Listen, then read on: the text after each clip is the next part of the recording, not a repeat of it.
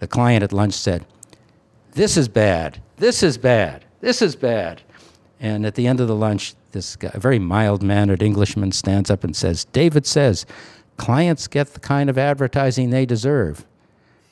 As far as I'm concerned, you bastards haven't had advertising bad enough yet." You got to be prepared to fire bad clients, because if you have bad clients, you're going to lose good people. Let's say that again. If you had bad clients, you're going to lose good people. Good people will go to work on good clients, and they won't stay around and be bullied. They've got to feel good about what they're doing every day.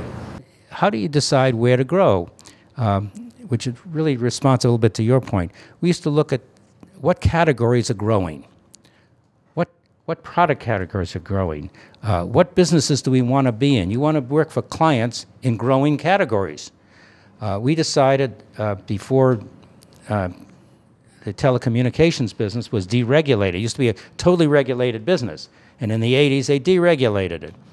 So we said, we've got to get in that business. So we went after AT&T. And we got, when they deregulated, we invested in learning about that business, adding people, because we have to get in the telecommunications business, about which we knew nothing. So we brought in some consultants to teach us telecommunications. You decide which are the growing categories and which are the shrinking categories, and it's a strategy. You want to be important in important categories with important clients. You look at a category and say, do we have the right client in this category? I don't know if you're stuck with the product conflict rules, because we were.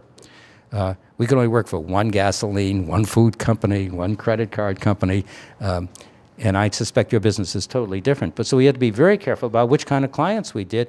Did we want the winner in the category or the number 3 brand, if you can only work for one? So you start backwards and say, what products and services are growing? Who are the likely winners in that? How do we find somebody in that? How do we meet somebody in that area? How do we develop some expertise? So you work backwards.